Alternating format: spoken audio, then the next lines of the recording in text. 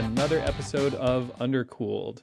All of our guests are special, of course, but maybe some are a little more special than others. And today we have a guest who almost needs no introduction, except for one really important point, which it turns out a lot of the world has been pronouncing our guest's name wrong for most of the history of material science and engineering. So we're so happy to have you on the show today. Could you please tell us, for the record, what are you called exactly? I'm called Bill Callister, not Bill Callister. And there you have it. C-A-L-L is call. Well, Professor Callister, thank you so much for coming to the show today. Very happy to have you. I'll get my quick celebrity moment out of the way, and then we can get to the agenda. So a couple years ago at the North American Materials Education Symposium, which will be at Georgia Tech this summer. Hopefully we'll see a lot of people in the audience there. You took several of us out to dinner, and I have a photo of me at dinner with the man, the myth, the legend. And I show it to my students, and then I tell them things they don't listen to. But the point is, material science can be a small community, and it can actually be very easy to meet people. There's not a lot of layers of separation between all of us. And I think it's really important for students to hear that they should be making friends and that they should be building professional relationships within the field. But that's my pitch out of the way. So if you could first just tell us a little bit about yourself and how did you get into the field of material science? Well, that's a good question. When I started the university, in high school, when I was a senior, the Russians launched their Sputnik satellite, which was the very first one. So being an engineer and a scientist became very popular, and I was good at English math and chemistry and some of the physical sciences. So everybody said, you ought to be an engineer. It's kind of like Dustin Hoffman in The Graduate, everybody telling him that plastics was important. So I thought I would try engineering, and so I kind of had to declare a major, and I declared chemical engineering. And I went 2 years, and then I took 2 years off and did a church missionary stint. And then when I came back, I thought, I don't want chemical engineering. And I went through the catalog, the university catalog, and I saw that there was a ceramic engineering program. And I remembered that I'd heard one of the professors from that department give a lecture when I was a freshman. So I thought, well, I'll give that a shot. So I signed up for ceramic engineering. At that time, this was in like 1962, there really weren't any materials science and engineering departments, or there were very few. There were ceramics, metallurgy, polymers, and electrical materials. And then they kind of combined those together and formed material science and engineering departments. So my choice at the time was ceramic engineering. So once you decided to go into ceramics, presumably you started taking courses, and then what was the next step in the trajectory after that? Well, I finally graduated. It was a very small department. We had 2 faculty members, and I think there were 4 students that graduated the year I graduated. And so my senior year, one of the professors said, you really ought to consider going to graduate school. And I said, well, what's that? And he said, well, you go get a master's and or a PhD. So I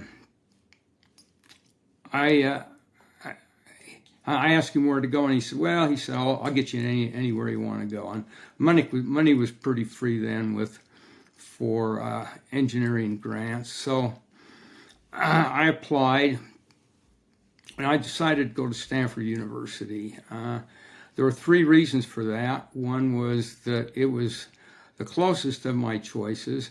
Number 2, the weather was good. Number 3, I had a cousin who lived in the area, in the Bay Area. So I decided to go to Stanford. Do you want me to continue? Yeah, please do. Okay. So a lot of graduate students will select their graduate school on the basis of the expertise of the faculty there and the areas of emphasis. And I really didn't know what I wanted to do. So I just went and took the classes I needed to take. They assigned me an advisor. And things at Stanford were a lot different than they were where I did my undergraduate work. There were some really prominent people there. They were very smart. And I'll never forget my very first exam that I took. And one of the questions on that was to solve a problem. And I looked at the question, and there was no equation given. And I looked at that and I said, I can't solve that. There's not an equation. So at the next lecture period, the professor handed back an answer sheet. And lo and behold, you had to take two equations that were kind of unrelated and put them together, and then solving the problem was very easy. And I thought that was very unfair because as an undergraduate, the way things would work, you'd go to class, you'd get a reading assignment, you'd given some homework problems at the end of the chapter. And so what I'd typically do is forget reading the chapter. I'd go to the homework problems. I'd try to find an equation that I need to use to solve the problem. I'd learn what the symbols represented. I'd do a little algebra to get the right dependent parameter, plug in the numbers, and get an answer. Well, on this one, you had to do a little thinking and thinking out of the box, and then I realized that, hey, maybe that's what engineering is about, is coming up with your own equations. So that was kind of a real important moment in my life and a change of mindset. I'd like to know who was your PhD advisor and what did you do for your PhD? Okay, his name was David Stevenson. He's since passed away. And we had to do a master's project and write a kind of a mini thesis. And I did that on the influence of like Molly or something on the activity of carbon in iron. We did some experiments. It was a continuation of another project he had. I did that, wrote it up, and then he had some money to do some high temperature conductivity or resistivity and Hall measurements on 2,6 semiconducting materials and get an idea of what the defect structure was. And I was kind of excited about this, so we had to have an apparatus set up. Obviously, it had to go to high temperatures. It was made out of, I guess, silica glass. We had to have, we did it also as a function of vapor pressure of the elements. I think we worked on cadmium telluride or cadmium selenide. So we had to have it set up so we could get an atmosphere of those components. Then we made the measurements, and from those you're able to tell what the defect structure of the semiconductor was at elevated temperatures. A lot of work had been done on quenching materials down to room temperature and then making the measurements there. So I did that, I wrote it up, and got a little thesis out of it. But if I was to continue on with that, I had to worry about solid state physics, quantum mechanics, and all that stuff, which was just a mess to me. I didn't understand it. you want to hear about my interviews Sure. for a job? Well, I finished my PhD in June of 1971. At that time, there were not a lot of engineering jobs available.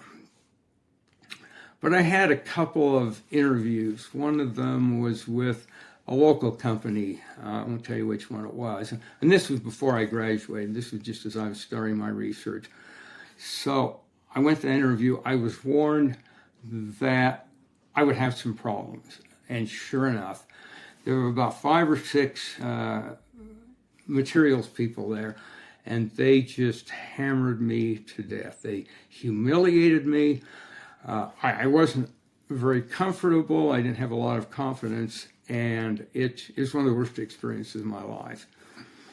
I had another one back east, and I just didn't know what to say. I didn't know how to handle things, and they didn't even send me a rejection letter.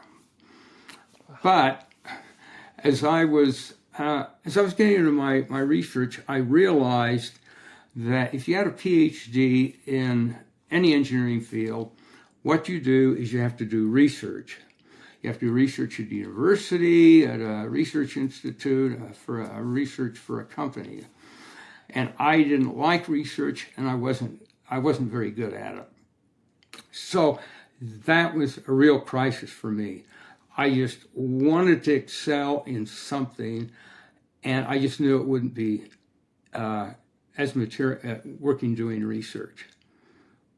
So, and then the summer before I started graduate school, I had an opportunity to go back to General Electric's research lab in Schenectady, New York, and spend a summer there. It was great. The research I did was with a real prominent man, and there are lots of things to do in the East. There are a lot of places to visit. So anyway, then I got out. I couldn't get a job, and I was kind of frustrated.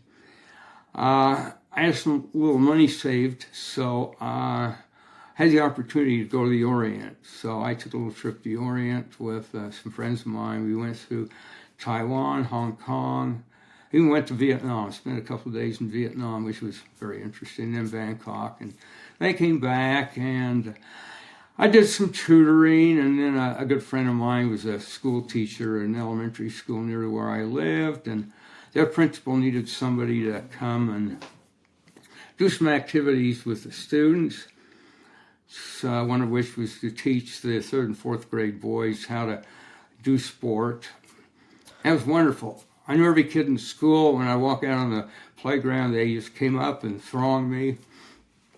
So that was a good experience. I played a little softball. I like to play softball, so I did that. And then I needed to get a job. And the next summer, I found out that there was a postdoc available at a university, which I won't mention.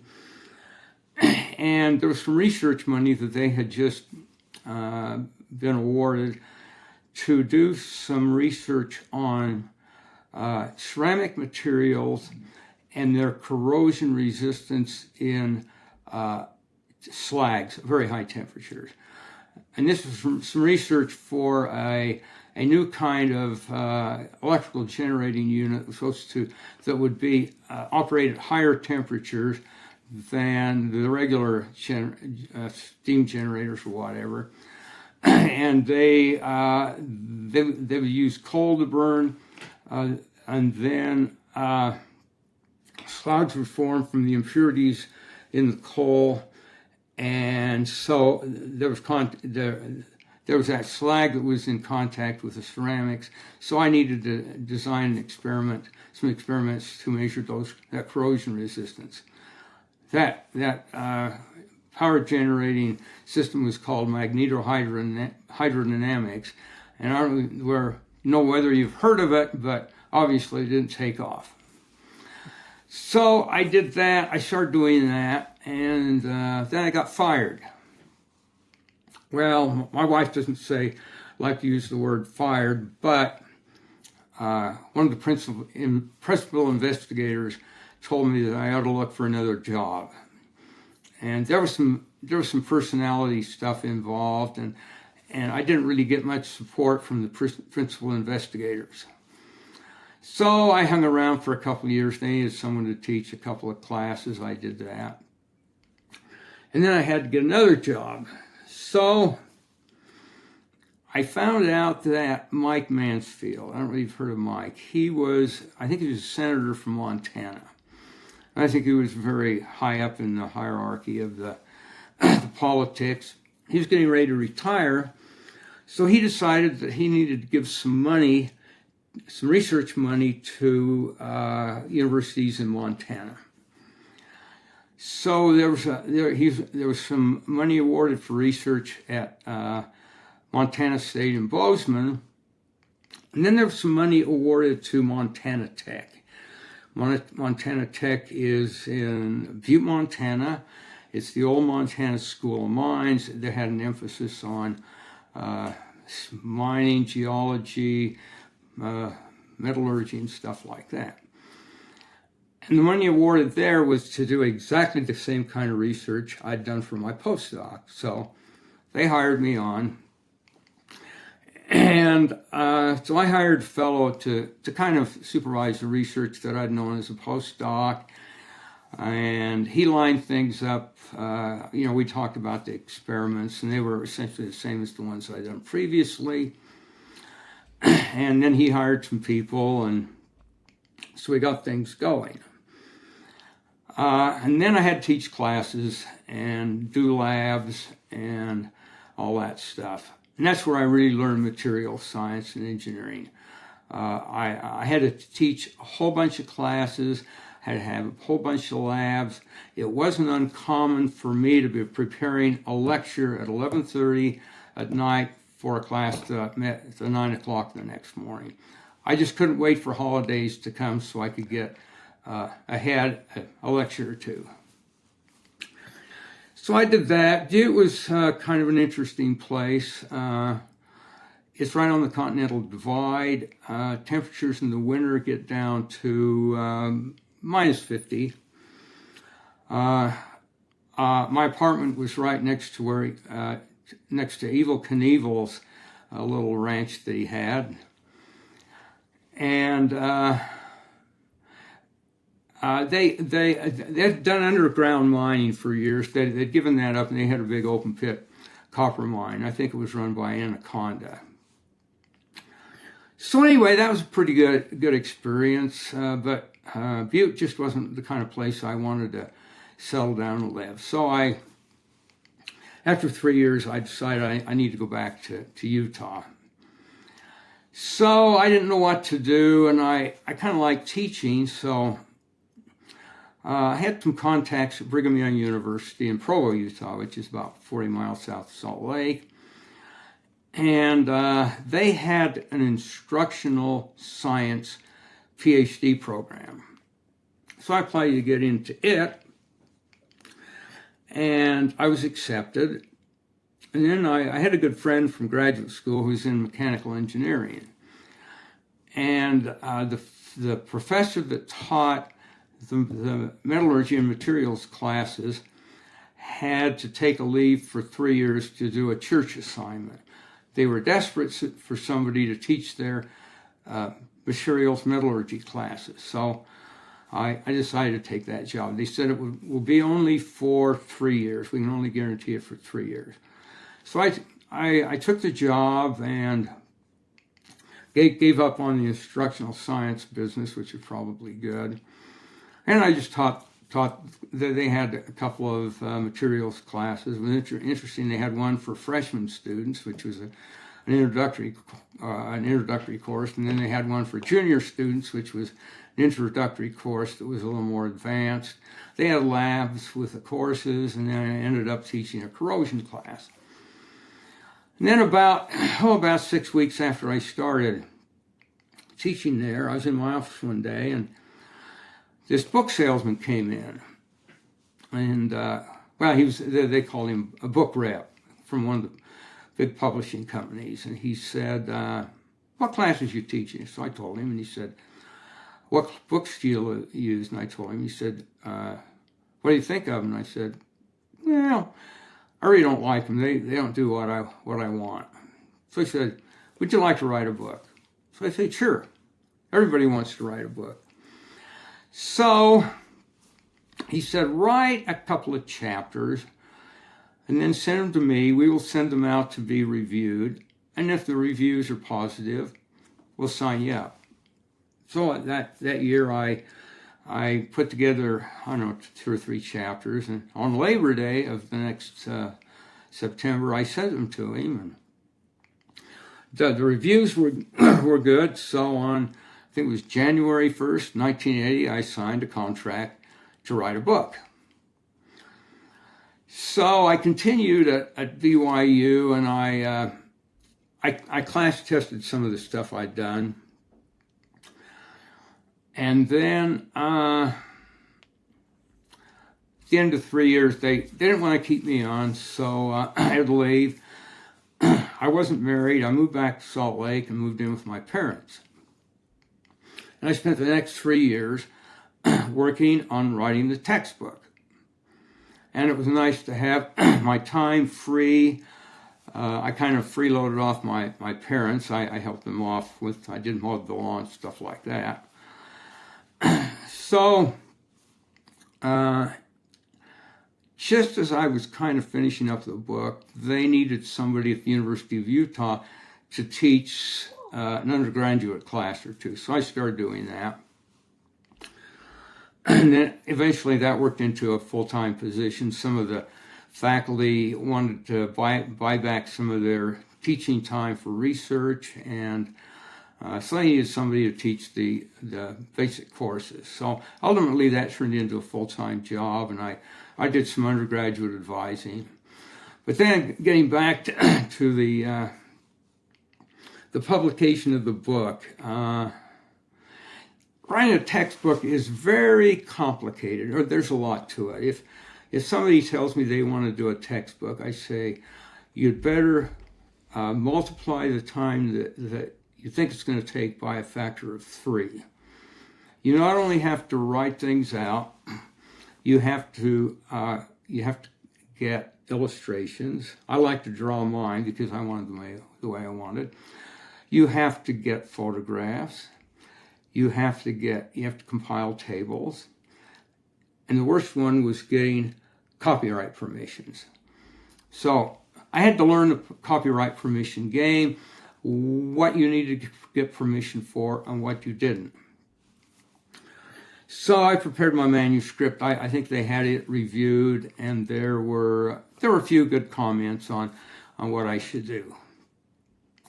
And then the book goes into production. And with production, they do the proofs that all the text is on. In those days, I think they did it manually. I'd get these page proofs, and they just reeked of cigarette smoke. So obviously they were doing it manually. So I had to proofread all that, and that's just tedious and terrible, but it has to be done. You know what it's like if you get a textbook, you find an error in it, and you think, gee, the textbook's horrible. So I didn't want any of those. And then they'd send me the illustrations. They would draw the illustrations, and they'd send them to me, and I'd review them and the tables and everything. And then they put it together, and I'd have to do the final page proofs to see that all was the way I wanted. So I did that, and then came indexing. And indexing is horrible, and most publishers want a professional indexer to do it, but they have no idea of the context of the terms. So I resolved myself that I was going to do it myself. So I got 3x5 index cards and did my indexing from those. It took me about 6 weeks. So I got that done, and the book was pretty well worked out. And then the next thing was they said, oh, you need to do a solutions manual. And usually, if you saw any solutions manuals from the 1960s or 70s, they were handwritten. Well, I said, I don't like that. It doesn't look very good. So I said, I'm going to try to word process mine. And this was like 1985. And you had to get a dedicated computer that did word processing. Oh, I forgot to tell you about my doing my manuscript. I had an Atari computer that had a word processing program that went with it. For the monitor, I used my television, and when it would format every character at a time. You could see all the characters rastering down the television screen. But anyway, our department had a word processor that had an equation editor. So I went in and did my solutions manual. I don't know how long it took, but I'm willing to bet that it was probably the first word processed solutions manual that was ever done. So that turned out fine. Then I think my book was published in February of 1985. And right after that, I think it was in May, I got the flu or a cold, and I was sick for a couple weeks. And then I got better, and then a week later I got it again. And this just kind of went on and on and on. And then I just didn't have any energy. I couldn't get out of bed. My brother's a doctor, and so I had him give me some hemoglobin injections, and that didn't work. So finally, after about 6 months, I went to a doctor. And the doctor said, well, we got to do some tests. So I did some tests, and I went back to see him. He says, your neurochemistry is messed up. So he said, I'll prescribe you this stuff. You're going to have to take it for 6 months, and then we can taper you off on it. Well, it was an antidepressant they gave me. So I was just worn out from doing the book, the solutions manual. And so I was okay after that. I didn't realize that when you do a textbook, you do additional editions of it. I thought the first edition was all over. And then about 3 or 4 years later, my publisher had me come back to their office, and they got one of their big shots to talk me into doing a second edition. He actually later became the CEO of the company. So I got in and started doing a new edition. I got a lot of feedback. I decided to add some things. And so we came out with the second edition. And I found out that the thing I liked to do most with these books was do the covers.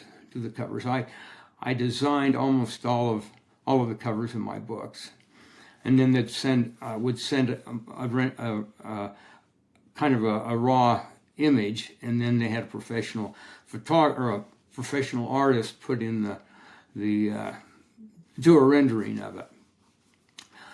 So anyway, I just kept doing that. I got a co-author, Dave Rethwich, who's been very, very good. I had some very good editors for the first several editions of my book. They were great to work with. We just did some fun things. I came out with an alternate edition, which we called Fundamentals of Material Science and Engineering, and it was organized a little differently than the introduction to the book. The introduction book took, for metals, discussed the crystal structures, the diffusion, mechanical properties, and so on. And then we did that for ceramics, and then we did that for polymers.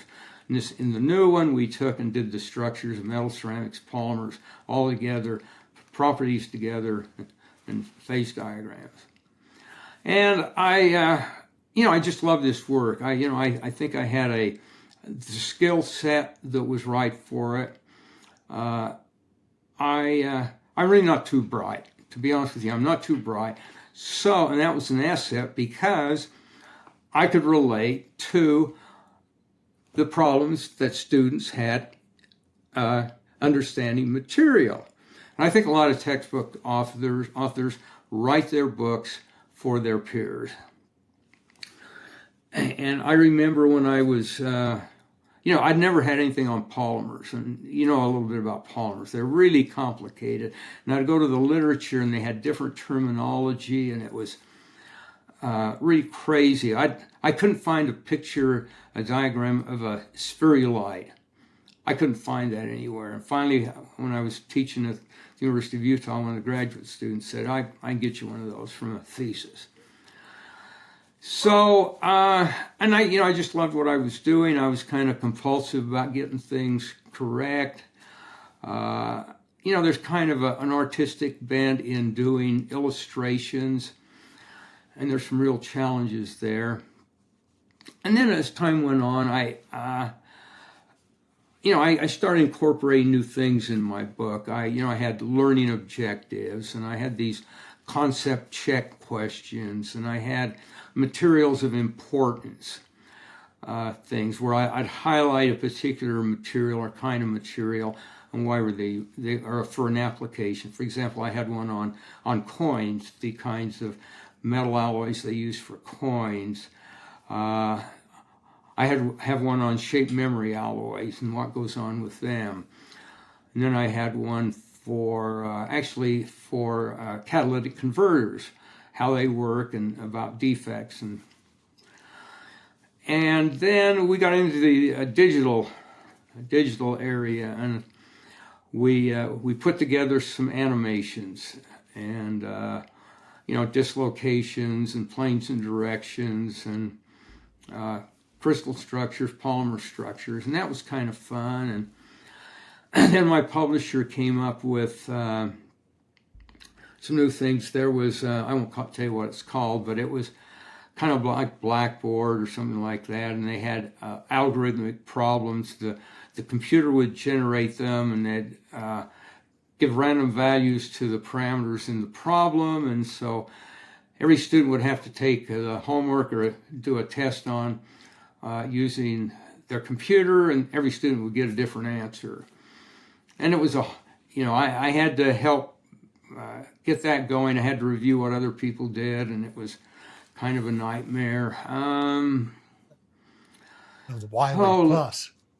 Yeah, that's right. Yes, I suffered through that. Did you? Yeah. Well, now what they've done is they've got a Zybook, and I don't know whether you're familiar with that. A Zybook, at the end of each section, they have some questions. And the questions are multiple choice, true, false, or fill in the blank. And they're good in that it forces the students to read the book. But if you want, and I'll maybe get into this later, if you really want students to learn concepts, and there's a lot of concepts there, they don't learn them by answering multiple choice, true, false, or fill in the blank questions. The Zybook is great for computer science. It's great for math, but they have all these rules, and it'll kind of work for material science. Oh, well, let's see, what else? What else have we done? I got to tell you one thing, Bill. Okay. I've never had a course in polymers ever. And everything I know about polymers, I learned from teaching from your book. Oh, really? And Thank I got you. to say, I've now worked with companies leading teams on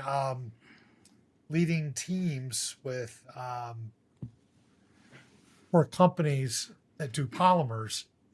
And the insight that I got from your book allows me to create and innovate and actually make real contributions. And I'm a total poser because I never learned any of this stuff except at the introductory level. But I really need to give you credit for laying out the concepts that are important for polymers. And little things like, you'll have a polymer and you think about diffusion through a polymer. And I'm shocked that a lot of people who do polymers for a living, but maybe aren't material scientists, just say, oh, everything goes right through polymers because they're so light. And I'm like, what are you talking about? Those atoms are really tight.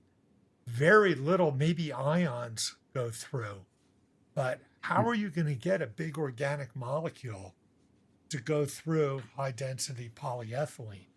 It's not easy. And if you actually look at the structure, you have some really nice illustrations of, the crystalline regions and then the amorphous high molecule regions. And it just gives me an intuition of what's going on based on other materials that actually allows me to operate professionally with only that background. Now, yeah, it might help that I had some colleagues whose pictures are in your books. One of them is Dick Robertson. You have your picture of crazing. Right. Dick Robertson, when he was at Ford, there's a classic picture of crazing that's in your book. But, and of course, if you get craze cracks, then you have a fast diffusion path because all of a sudden you have big voids in the material. But it's given me the ability to work in that field just by teaching your book. So thank you. Well, thank you. Well, I don't want to turn this into a one-upping contest, but in this case, I can beat Steve, so I'm going to. I've never taken a materials class at all. But since I got hired in a materials department, I said I should probably learn this stuff at some point. And so my first summer on the job, I sat down with, I think it was the 8th edition of Callister, and I just worked through the book for the summer. And that was how I learned material science, which was great because I was expected to teach it in the fall. And, necessity certainly led to the motivation to get it done. But my foundation in this field was entirely from your book. And I'm very grateful to have had that resource to get started in this field. Thank you. Another example. So in the research I'm doing with ultra-fast lasers and materials, we started realizing we were getting incredible amounts of mass transport. And it was all because the high field from these laser pulses ripped electrons out of the valence level on time scales shorter than phonons. So in 3 femtoseconds, the electrons would leave. But the atoms were already vibrating at room temperature. But when the electrons from the valence level go, what happens to your interatomic potential, right? You lose the attractive part. So there's no restoring force. So the atoms won't come back. So if they're vibrating, if an atom's moving away, the laser comes and snips those electrons, excites them. The ion is just going to drift. And so we started realizing we're making Frankel pairs. We're making a interstitial and a vacancy that are now so far apart because it's halfway across the unit cell that they're dissociated. At any rate, we started seeing structures form that could only be forming by the transport of these defects. And when we calculated it, we said, well, what temperature, what diffusion coefficient could we apply to explain that? And we were getting liquid-like diffusion, but it was not melted. And we're going like, oh my God, this is like 14 to 20 orders of magnitude higher mass transport. I'm going like, how can that be? And then I went back, I said, let me go look at a diffusion table. And I looked at one of your diffusion tables, and sure enough, diffusion goes like up to 80 orders of magnitude from absolute zero to melt. Yeah. And there it was. And I had never noticed that in your book, but it was there. And so it is a lot of mass transport, but it really helps to bring it back down to simple fundamentals to actually understand it. And all I needed for diffusion was your book. I didn't have to go to anything fancier because it was all there. Well, good. A lot of times when students are encountering problems in their upper level courses, very frequently the solution is in the introductory textbook. And this is true whether we're talking about materials or chemistry or physics, geology, whatever it is. And to remind juniors and seniors and even graduate students that that first text that they used has most of the answers they're actually going to need for understanding the ideas and the concepts that are relevant to their professional work, I think is something that students can easily lose track of, and it's important for us to remind them that they have those foundational resources. And The foundations are important, the basic concepts. Well, and material science is much more like physics than other engineering disciplines in that it's all about mechanisms. It's all about atomistic mechanisms. We don't make, we don't have constitutive equations like the mechanical engineers do. We have fundamental mechanisms, and we're constantly building new mechanisms because we haven't discovered all of them. But we know the basic ones that are all laid out very nicely in your book. Vacancy diffusion or interstitial diffusion, very different. But, those core conceptual ideas, which, I like to think of as atomistic mechanisms, is kind of what sets materials science apart from a lot of other engineering. And it also is what gives us the ability to create and innovate and design materials that have never existed before. So focusing on those basic conceptual ideas of what is a mechanism, right? Yep. Is really important. And I know you have a lot to say about all these fundamental concepts. So, but that's great. So you spent the rest of your career at University of Utah in materials? Well, that's kind of interesting. I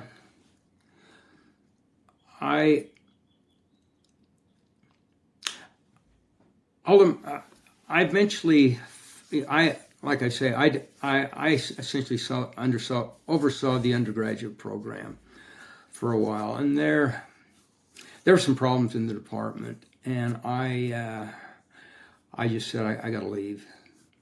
So 30 years ago, I left the department, and then I got an adjunct appointment in another department there. And now they've combined those departments together, so I still have an adjunct appointment.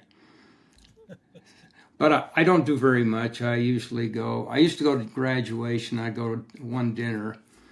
I'm going to have lunch in a couple of weeks with the chair of the department, and so I do that. But I just decided I was going to spend time with my books. There's still some things I would want to do. I had the plan of having an online module for each of the other engineering disciplines, one for mechanical, one for civil, one for electrical, one for chemical, and then one for bioengineering. I got the mechanical engineering one done, and then I started on bioengineering, biomaterials, and I got all caught up in that, and I was going to do a book on biomaterials, which would have been really stupid. So I had to give up on that, and I haven't done the other engineering disciplines. But I thought, that's if you can get the basic fundamentals in the book, and then there are certain things that chemical engineers need to know. They're different what mechanical engineers do. But I'll probably never get those done. I'm 85 years old. In 5 years, I'm probably going to be gone, or at least not doing very much. And then I've got my stuff with my concept business that I've got to work on. So, I'm going to be busy, I think. So. Well, why don't you tell us about your ideas about concepts? And from hearing your talks, it's a little more complicated than it's concept relationships. Yeah, do you want me to put on do my little slide thing? Yeah. For a long time, I have been concerned, as a student and as a graduate student as an instructor about the way courses were designed. And I came to the conclusion that there were some deficiencies. Now let me just see how in these introductory course and other courses, that the way things were organized didn't make sense.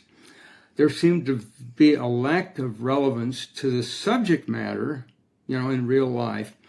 And then there was very little emphasis devoted to understanding concepts. Most of what was done in the courses was you'd solve problems for numerical answers. So the student would have to memorize the equation, learn what the symbols meant, do some algebra, plug in the numbers, and get an answer. So essentially, students were learning to memorize equations and solving problems from them, and it developed their problem-solving skills. However, materials is, from a pedagogical perspective, consists of a huge number of concepts, probably maybe hundreds or thousands: atomic bonding, crystal structure, dislocation, microstructure, phase transformations, corrosion, and so on. And I would argue that these are important to a materials scientist engineer's education. In some chapters of my book, there are absolutely no equations. And I think what typically instructors do in those situations is they tell the students to read over that material, and then maybe there will be a question on the exam, a question or two on the exam. And learning and understanding concepts is highly neglected, and coming to understand concepts and their relationships is more important than learning and memorizing facts. Concept understanding is, as I said, is more than memorization. It involves cognitive activities in the brain that are subconscious processes, discovering and processing new ideas, reorganizing knowledge and connections, and changing their thinking patterns. And then these things are instigated by conscious things that students do: deep thinking and pondering, self-reflection, and critical thinking. So the obvious challenge is to design, for concept understanding, is to design homework problems that provoke these kinds of thinking processes and cognitive activities. In other words, we got to force students to think the things we want them to think, which is very, very difficult. And then I wondered what kind of assignments accomplish this goal. And I pondered and thought about this for a long time. And then on August 26, 2022, almost 3 years ago, at 10 o'clock in the morning, I was in my bed doing some thinking, and I came up with an idea, or a couple of ideas, of kinds of activities to lead to concept understanding. And during the last 3 years, I've done a lot of thinking about this. I made a lot of changes. Interestingly enough, I'd get ideas while I was in the shower, and I'd have to run right after I got out of the shower and write down my ideas on 3x5 cards. And then I came to the conclusion that there were two types of concept understanding assignment types that students should have. One is understanding individual concepts, and the second is understanding concept relationships. And then I've got a little slide here that kind of shows how I pictured this. There's the individual concept type, and then the relationship type, and there are three subcategories: concept checks, concept maps, and what I call concept vignettes. Let me start out with the individual concept and tell you what kind of assignment, the assignment that I had for that. And this is the procedure for students learning concepts. The students are provided a set of concept-related questions to be answered. Each answer is in the form of a definition, explanation, or description. These answers are found in the textbook or other reference materials, including ChatGPT. The students need to go to these sources, locate the answer. They must think about the answer and form the answer in their minds. And then the answers are to be written in their own words, preferably handwritten, and then submitted digitally to the instructor. So and then the source of each reference that they used was to be cited. So going through and having to find the answers and think about them and write them down, that's why it's best to have them handwritten. I think they probably learn a little better than if they do it digitally. So this is the kind of assignment that I would propose for individual concepts. Let me give you a couple of examples. For example, explain why liquid water expands when it freezes. Describe thermal fatigue failure and explain how it may be prevented. And then define metastable in terms of microstructures. So there are hundreds of these questions you can get. Okay, let me now move on. Oh yeah, I should say that I have generated a lot of these questions. I took the learning objectives from my book and just turned them into questions. And there are a lot of other questions like this need to be generated. Now moving on to the understanding concept relationships. In order to understand relationships, students have to exert a greater cognitive effort than just understanding. And then I came up with the idea that maybe there are three different kinds of homework assignments to develop these relationships. There are concept check questions, concept maps, and concept vignettes, which were in that previous slide. For the concept check questions,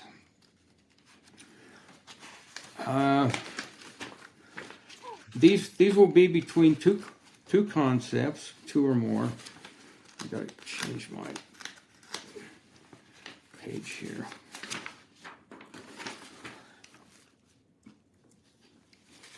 The students are to answer questions in which they explain connections between the two concepts. These answers are in the forms of explanations of how and why, comparisons, cause and effect explanations, and they might be answered to required to generate schematic plots and explain them. And then these things have to be in the students' own words. Okay, I'll give you an example. I think I had one of these before in one of the talks, Steve, and it wasn't a very good one. But this is one: do non-crystalline materials exhibit the phenomenon of allotropy or polymorphism? Why or why not? So the students have to understand the concept of polymorphism and about crystallinity in materials. And obviously, if non-crystalline materials don't have a crystal structure, they can't change that crystal structure. Okay, the second kind of relationship exercise is to generate concept maps, diagrams that depict the organizational relationships among or between concepts. I prefer hierarchical and vertical ranking, and that there need to be at least two subtopics. It's really not much of a concept map if it doesn't have more than that.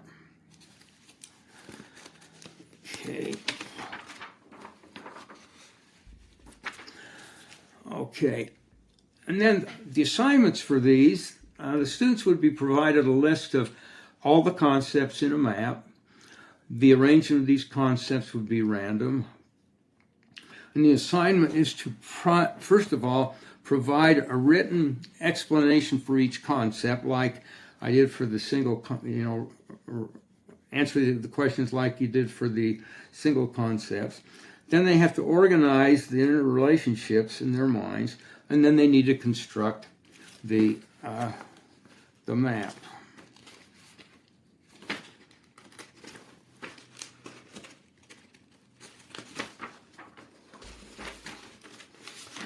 Let's see. Okay, I've got an example here for types of magnetism. Okay, so the main category would be types of magnetism, then I've got strong, weak, ferromagnetic, and so on. So the students need to go through and organize these, and the concept map would be something like this. The types, strong, weak, and the three categories under each one. I went through my book, and I could only find about 15 sets of topics that could be used to make concept maps. Another possibility an instructor could use was to assign students to generate concept maps for things that they discuss in class over a period of several weeks. So this would give them an opportunity to organize in their own minds how things tie up together. Okay, now let's go to concept maps. Oh, okay. First of all, the vignettes. These are some deficiencies that some of that I've already mentioned previously with courses. Students find the flow of subject matter confusing. Organizations, they don't understand that, and there's a little sense of relevance.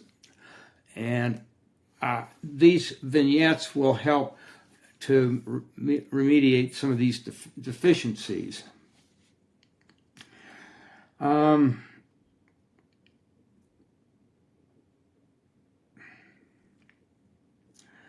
Okay, I decided in order to do this that I needed to kind of come up with a framework to assign questions that would have the students understand these relationships. And I decided to use the paradigm of material science and engineering, which you should know that the material science in a nutshell is 4 words: performance, properties, structure, and processing. Steve, I remember you telling us about a fellow that taught an economics class, and it broke down to like one sentence. And this is what the paradigm is the performance, properties, and structure of materials.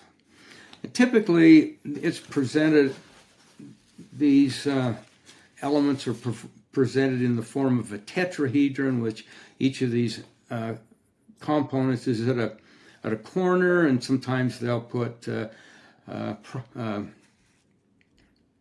characterization in the center.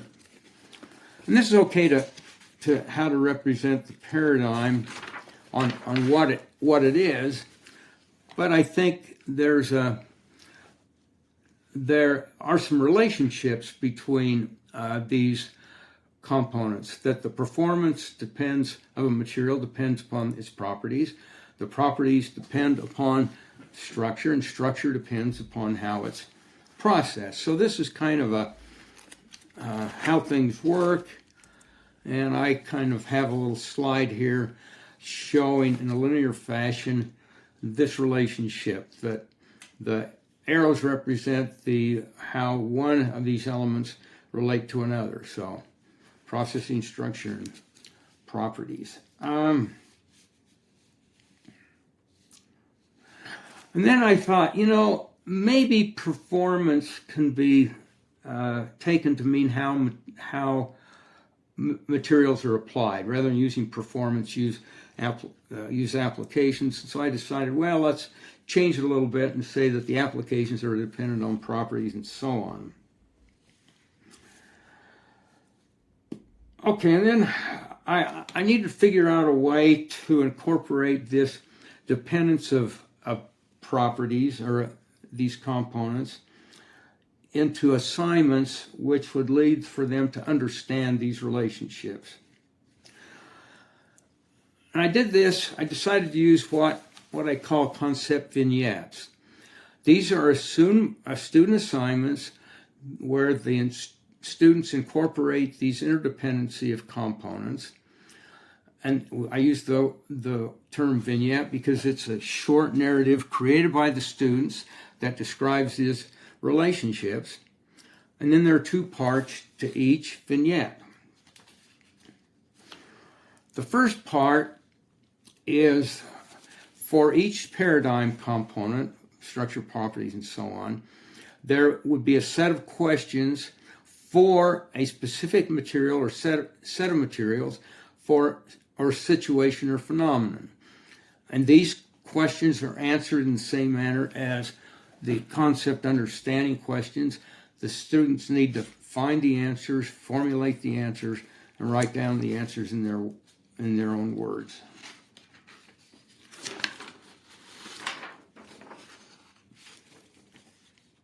Okay.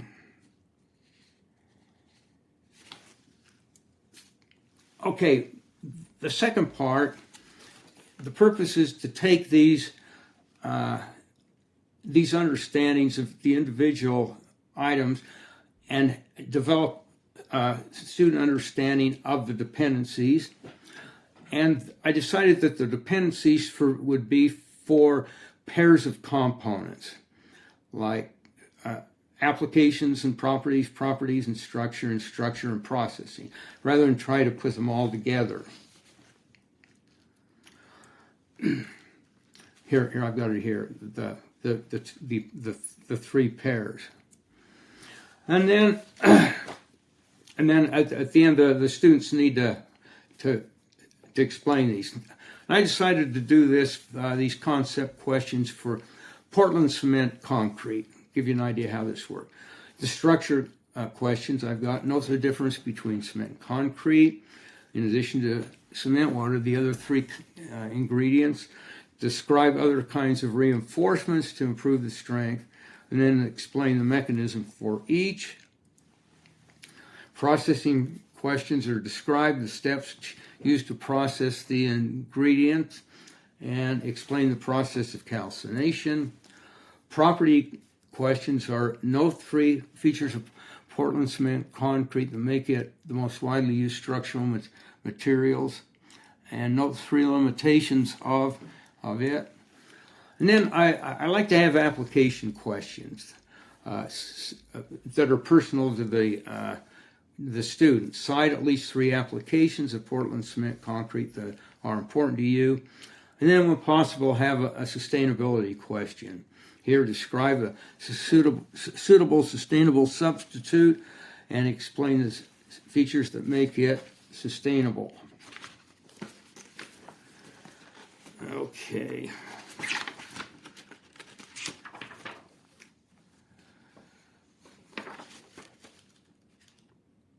So, I think there's the advantage of using this concept-based learning is that the student gets a sense of relevance, real-life applications. They get a chance to realize the organization scheme and realize that, and actually this whole way of doing things would not be the way the book is organized. You don't start with atomic bonding and so on. And then they develop to think conceptually. I think being able to think conceptually is a mindset on how to solve real-life problems, and then hopefully the writing skills of the students will be improved. Okay, this is kind of where I've gone on this. a lot needs to be done. I've got some of these vignette questions for about maybe 50 or 60 situations. A lot more needs to be done. And like I say, I'm not going to be around too much longer, so I'm going to need some help.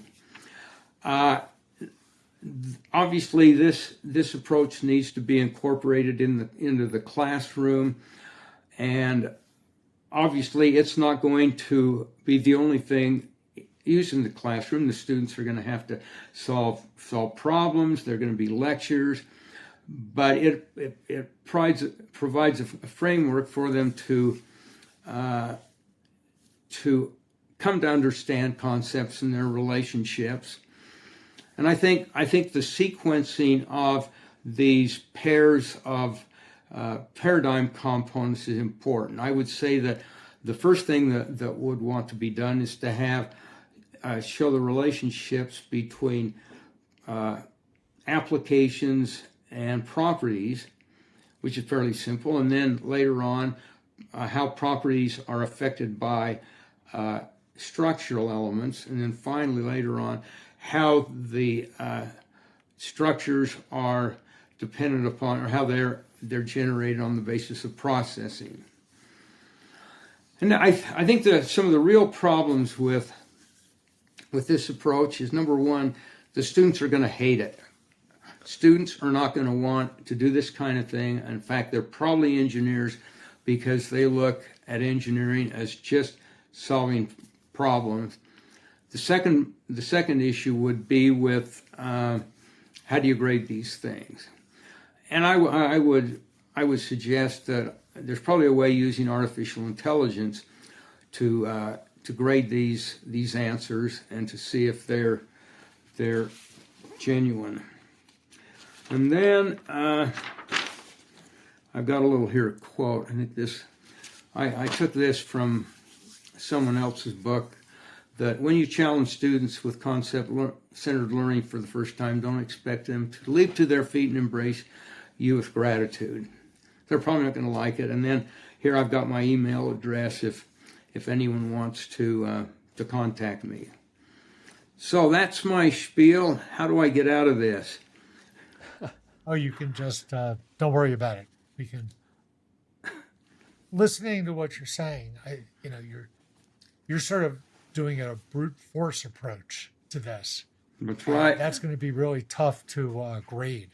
But another approach, of course, is to give students very complex problems that are very open-ended, and impress upon the students that there is no right solution. It's the best solution that matters. So here's a complex problem. Use all the concepts in the book to solve it. Let's see your solution and tell us where you got this solution from, how you used concepts in the book to arrive at your solution to this problem. And it's probably even better if you can make this a team-based activity, because different students will grab onto different concepts differently. And so getting many different viewpoints and having students talk to each other, they can explain these concepts to each other. And that's a really powerful activity, because as you know, you don't really learn anything until you teach it. And if you can set up things like that, they may not hate it so much, but it's really doing exactly what you just laid out. And so I think that would be a process to use these concepts and concept relationships. So maybe you could start by giving a demonstration of how the instructor would solve a complex problem, and talk about taking all these concepts and understanding their relationships in the context of the tetrahedra, and look what we do. Look how we can solve this problem. Even just some things we talked about, what does ultra fast laser irradiation have to do with diffusion? Mm-hmm. Right? But it does. Everything does. And you can almost think of any problem that anyone has ever solved. And, you're abstracting these fundamental concepts to find a solution, even inventing new concept relationships, Mm-hmm. right? Well, and that Because, takes us all the way back to where the conversation started. It's coming across that problem where you say, oh, I have to combine different ideas that I didn't realize had a relationship to each other. But now here I am, and I have to take these apparently disparate things and find the way to join them to create something new. I mean, that's the essence of what we want our students to be able to do. yeah, so, something as simple as, we just had a visit from one of our alums who's now the head of materials at Apple. And do you remember when people would put their iPhones in their back pockets and sit down and the phone would bend? They call that bend gate. Well, that's why they hired this person.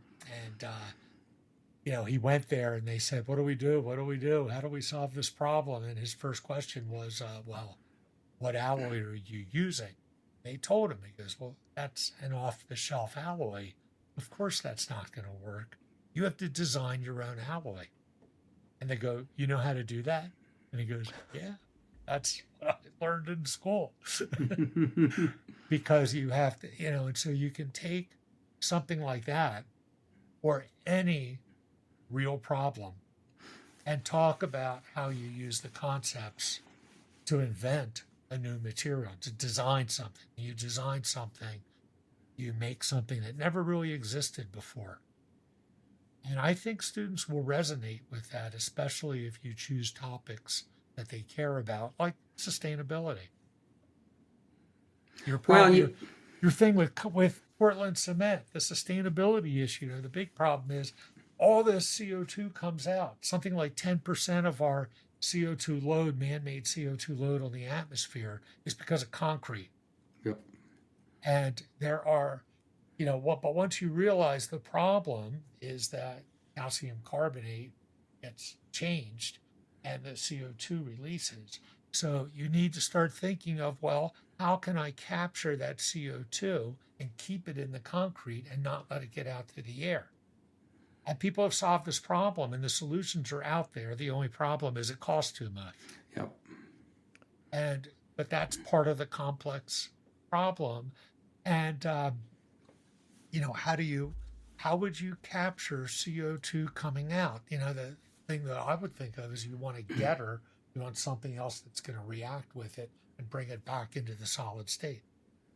That's kind of an obvious thing, but I think that's the way to make this approachable to students because they'll feel empowered if they can use concepts to solve a problem that they care about or think is important or they think they can make them money. Because guess what? If you can figure out a way to capture that CO2 economically, you're going to make millions of dollars. Well, maybe there could be a combination of what I've done and what you've mentioned, that you could use kind of ask the questions on that problem that would cause them to try to think about relationships. Yeah. But you're probably the only one that can come up with a lot of those questions. Oh, there's a lot of people who can do that. I think that's what's so much fun about, the world we live in. There are so many problems that are just begging to be answered. And why not enlist the help of our students to solve all the world's problems? Yep. Good idea. So as we talk about this, we quickly are veering away from the traditional way of teaching where you read a textbook, the professor comes in and bores everybody by lecturing, and then people go home and turn that algorithmic crank to solve problems and do what you thought you were supposed to do when you took your first graduate course at Stanford. And of course, that's not what it's about, right? It's about thinking and relating these concepts to real world problems. So you've been in the textbook business for a long time, Hmm. but I think the textbook business as a business is falling apart. Yeah, it You know, is. things going digital have really rocked the foundations of all publishing. And you already brought up yourself, you're looking for digital answers to add modules. What do you think the next textbook, where do you think these textbooks are going? You think about the future, how are we going to transmit information and communicate these things to our students going forward, given the environment that has been created with the internet, generative AI, and social media, where students learn all their news? They don't read newspapers, they don't read books, they're not reading anymore. They hate to read. Yeah, what do we do? So, what is the future of textbooks from your point of view? Because I'd really be interested to hear that. Well, I just don't know what's going to happen. The textbook publishers haven't known what to do. It's just go digital, and I think they want everything to be digital now, so that they have control over where it goes. I really don't know, but I think students don't like to read. I think, from what I understand, that reading from print, when people read from print, they learn more and retain more than if they read it from a screen. Of course, students don't care much about that. I approached my publisher quite a while ago, and I said, it's nice to have your digital product, but you really ought to have something in print. And I suggested taking my end of chapter summaries, use those, use all the illustrations, photographs, and tables, and put them in a paperback book that sells for $50, so the students would have something. But I don't see that as a solution. I guess I don't know what's going to happen to textbook publishing. It sounds like it's either going to stay where it is or it's going to get worse. My royalties have gone down by a factor of 2 since things went digital. But I don't have a good relationship with my publisher right now. Our correspondence is between my attorney and their attorney. So I don't know what's going to happen. But, Steve, I don't know. There's some things that need to be done. I would hate to see it go out of print. I have no idea. What do you think? Well, even though we're complaining about students not liking to read, that's different from them being unable to or unwilling to. I mean, Yeah. there's certainly going to be arguments to be had in the classroom, but at the end of the day, if it is the optimal way to learn, right? If you create a textbook like you have that's actually readable and worth reading, and where that's the best way to get the information, then that's still going to be a valuable resource to students. We all do things we don't like because they're Right. good for us. Sometimes I go running. I hate running, but it's good for me. Sometimes students will read a textbook even if they don't love it because it might be the best resource that they have. And so I think this is part of the challenge for the future textbook, is to make it the best resource that students can access, so that even if they don't love it, they still get value out of it. And unfortunately, printed books, because the world changes so rapidly, just can't keep up in that way No. to be valuable the way that they were even 20 years ago, let alone 40. I've often thought that one way to change this, instead of making students read the textbook, make them write it. And you could do that by taking the images from your textbook and not putting any words in, just printing the images, Good idea. and make students write, what do you think this image represents? and how would you use this image to solve problems? And it's kind of something I noticed that when you look at any field, physics or chemistry or material science, what is the same in all of those textbooks are the pictures. Pictures are all the same. They might be reimagined, but they're all the same. And I think you might have seen me do this at a names meeting. I ask everyone in the materials community, take out a piece of paper and draw an interatomic potential. And they all draw it the same way. They draw it energy versus interatomic separation.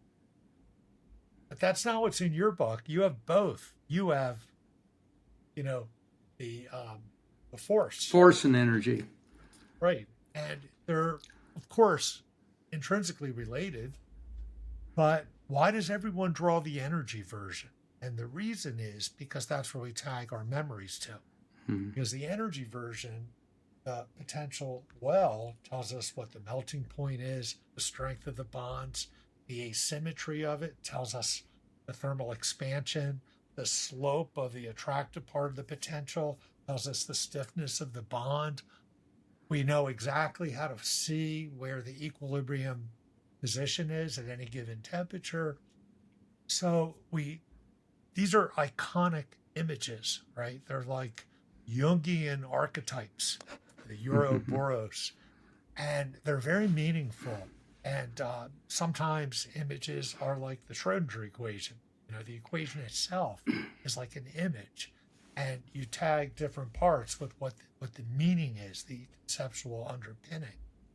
So what if you made a coffee table book and just made the images, and you use that coffee table book to explain to the students when you lecture or give them problems and show them how to use these pictures, and then make them write the book, the textbook?